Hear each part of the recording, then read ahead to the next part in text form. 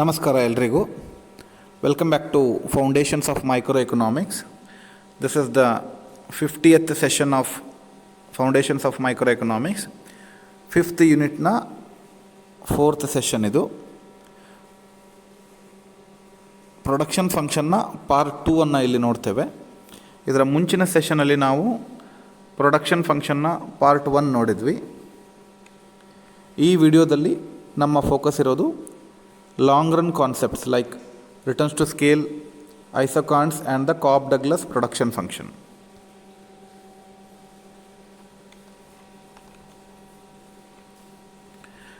Short ರನ್ನಲ್ಲಿ capital usually fixed ಇರ್ತದೆ, but long ರನ್ನಲ್ಲಿ ಆಲ್ ಇನ್ಪುಟ್ಸ್ ಆರ್ ವೇರಿಯೇಬಲ್. ನಾವು ಹಿಂದಿನ ವಿಡಿಯೋದಲ್ಲಿ ನೋಡಿದ್ವಿ ಶಾರ್ಟ್ ರನ್ನಲ್ಲಿ ಹೇಗೆ ಕ್ಯಾಪಿಟಲ್ ಫಿಕ್ಸ್ಡ್ ಇರುತ್ತೆ, ಯಾವುದೇ ರೀತಿ ಬದಲಾವಣೆ ಮಾಡೋದಿಲ್ಲ, ಬಟ್ ಲೇಬರಲ್ಲಿ ಬದಲಾವಣೆ ಮಾಡ್ತೇವೆ ಅನ್ನೋದನ್ನು ನೋಡಿದ್ವಿ. ಇದರಲ್ಲಿ ನಾವು ಲಾಂಗ್ ರನ್ನಲ್ಲಿ ಎಲ್ಲ ಇನ್ಪುಟ್ಗಳು ವೇರಿಯೇಬಲ್ ಆಗುತ್ತೆ ಅನ್ನೋದನ್ನು ನೋಡ್ತೇವೆ. ಸೊ ರಿಟರ್ನ್ಸ್ ಟು ಸ್ಕೇಲ್ ಏನು ಹೇಳುತ್ತೆ ಅಂದರೆ, if you double both labour and capital ಯಾವ ಲೆವೆಲ್ಗೆ ಔಟ್ಪುಟ್ ಚೇಂಜ್ ಆಗುತ್ತೆ ಅನ್ನೋದನ್ನು ತೋರಿಸುತ್ತೆ.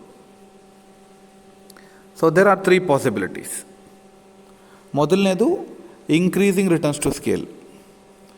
ಇಲ್ಲಿ output increases more than input increase. ನಾವು ಇನ್ಪುಟ್ಟಲ್ಲಿ ಎಷ್ಟು ಬದಲಾವಣೆಯನ್ನು ಮಾಡ್ತೇವೋ ಅದಕ್ಕಿಂತ ಜಾಸ್ತಿ ಬದಲಾವಣೆ ಔಟ್ಪುಟ್ಟಲ್ಲಿ ಆಗುತ್ತೆ ಅಂತ ತೋರಿಸುತ್ತೆ ಇದು. This is one of the best situation. ಯಾವುದೇ ಒಂದು ಕಂಪನಿಗೆ ಅಥವಾ ಇಂಡಸ್ಟ್ರಿಗೆ ಅಥವಾ ಪ್ರೊಡ್ಯೂಸ್ ಮಾಡುವ ಯಾರಿಗೇ ಆದರೂ this is the best situation. So ಒಂದು ಎಕ್ಸಾಂಪಲ್ ನೋಡೋದಾದರೆ, ಇನ್ಪುಟ್ ಡಬಲ್ ಆದಾಗ ಔಟ್ಪುಟ್ ತ್ರಿಬಲ್ ಆಗುತ್ತೆ. ನಾವು ಇನ್ಪುಟ್ಟನ್ನು 2x ಮಾಡಿದಾಗ ಔಟ್ಪುಟ್ 3x ಆಗುತ್ತೆ ಅಂತ.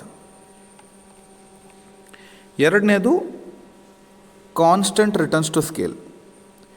ಇಲ್ಲಿ output increases exactly as input increases. ನಾವು ಪರ್ಸಂಟೇಜ್ ವೈಸ್ ನೋಡಿದ್ರೆ ಇನ್ಪುಟ್ಟಲ್ಲಿ ಎಷ್ಟು ಪರ್ಸೆಂಟೇಜ್ ಇನ್ಕ್ರೀಸ್ ಮಾಡ್ತೀವೋ ಔಟ್ಪುಟ್ಟಲ್ಲಿ ಅಷ್ಟೇ ಜಾಸ್ತಿ ಪರ್ಸೆಂಟೇಜ್ ಇನ್ಕ್ರೀಸ್ ಆಗುತ್ತೆ.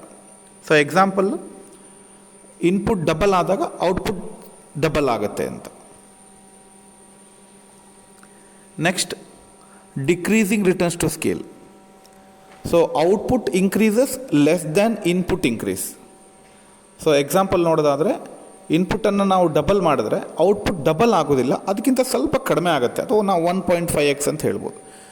ಅಥವಾ ನಾವು ಇನ್ಪುಟ್ಟನ್ನು ತ್ರಿಪಲ್ ಮಾಡಿದ್ರೆ ಔಟ್ಪುಟ್ ಡಬಲ್ ಆಗುತ್ತೆ ಅಂತ. ಸೊ ಇಲ್ಲೇನು ನೋಡ್ಬೋದು ಅಂದರೆ, ನಾವು ಇನ್ಪುಟ್ಟಲ್ಲಿ ಮಾಡುವ ಬದಲಾವಣೆ ಜಾಸ್ತಿ ಇರುತ್ತೆ, ಇದರಿಂದಾಗಿ ನಮಗೇನು ಔಟ್ಪುಟ್ಟಲ್ಲಿ ಬದಲಾವಣೆ ಆಗುತ್ತಲ್ಲ ಅದು ಕಡಿಮೆ ಇರ್ತದೆ ಅಂತ. ನಾವಿದನ್ನು ಗ್ರಾಫಲ್ಲಿ ನೋಡೋದಾದರೆ, ನಮಗೆ total product, marginal product,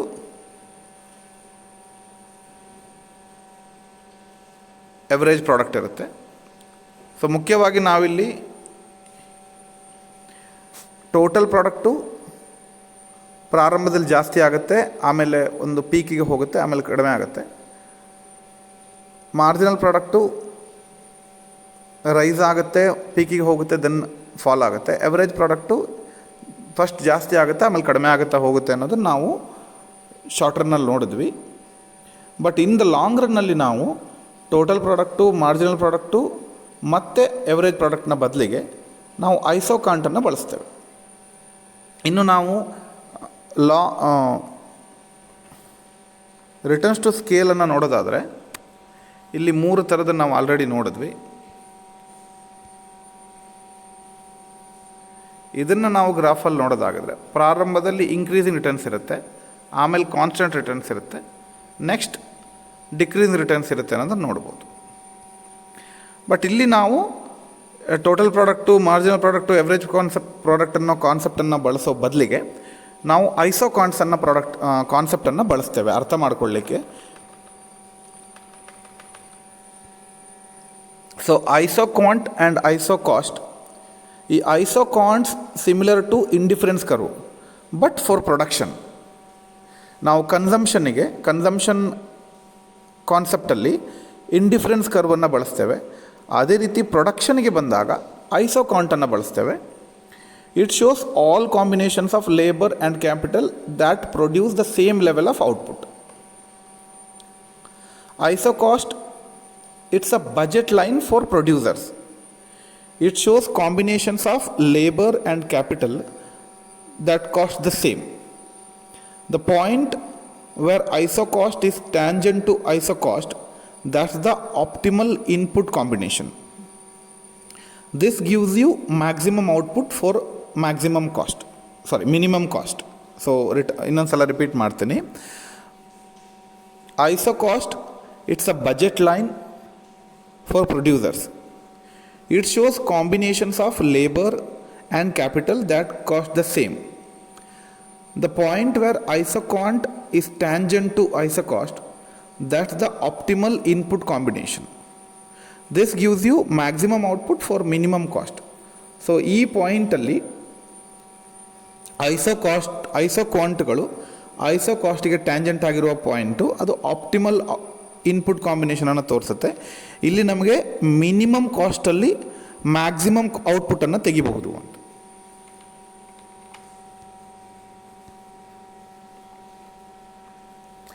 So next, let's understand the equation of ISO cost line.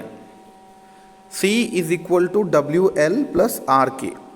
So ಇಲ್ಲಿ C ಅಂದರೆ ಟೋಟಲ್ ಕಾಸ್ಟ್, W ಅಂದರೆ wage rate, that is cost of labour, ಒಂದು ಲೇಬರನ್ನು ಅಕ್ವೈರ್ ಮಾಡಲಿಕ್ಕೆ ಅಥವಾ ಲೇಬರ್ಗೆ ಕೊಡುವಂಥ cost.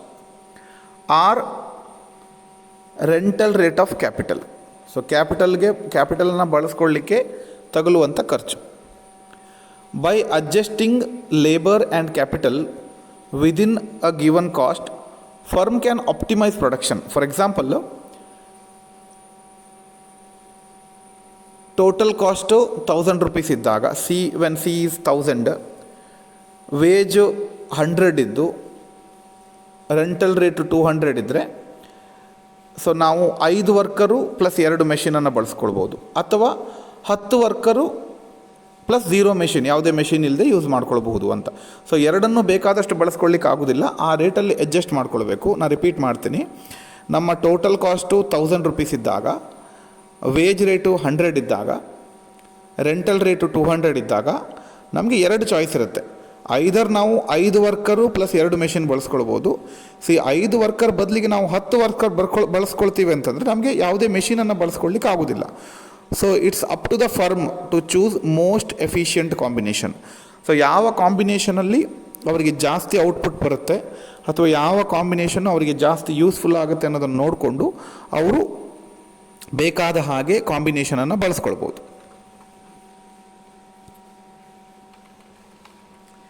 Next, Cobb Douglas production function. So this is one of the famous production ಫಂಕ್ಷನ್ನು. ಸೊ ಇಲ್ಲಿ ನಾವು ಪ್ರೊಡಕ್ಷನ್ ಫಂಕ್ಷನನ್ನು ಒಂದು ಇಕ್ವೇಷನ್ ಮೂಲಕ ತೋರಿಸಿದ್ದೀವಿ. ಸೊ ಇಲ್ಲಿ ಕ್ಯೂ ಇಸ್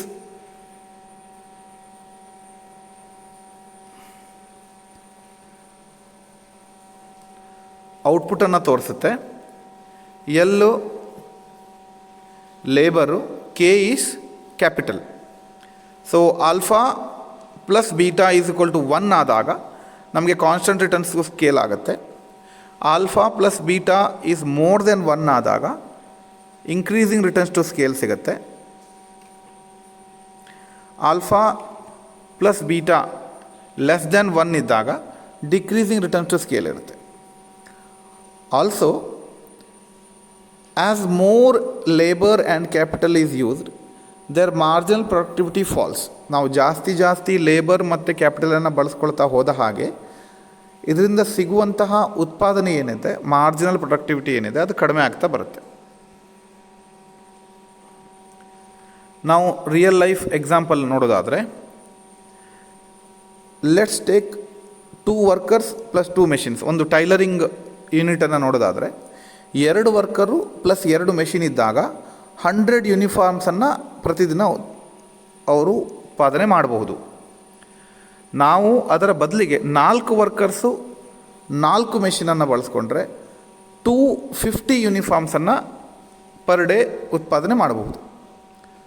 ಸೊ ಇಲ್ಲಿ ಏನು ಅಬ್ಸರ್ವ್ ಮಾಡ್ತೀವಿ ಅಂತಂದರೆ, when all inputs R doubled, but output becomes 2.5x. ನಾವೆಲ್ಲ ಇನ್ಪುಟನ್ನು ಡಬಲ್ ಮಾಡಿದ್ದೇವೆ, ಆದರೆ ಔಟ್ಪುಟ್ಟು ಡಬಲ್ಗಿಂತ ಜಾಸ್ತಿ ಆಗಿದೆ ಅನ್ನೋದು ನೋಡ್ಬೋದು. That is 2.5x.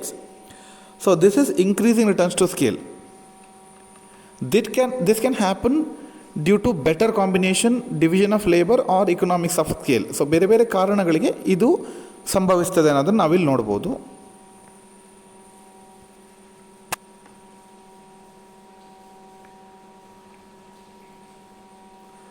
ಸೊ ಈ ಚಾಪ್ಟ್ರಲ್ಲಿ ನಾವು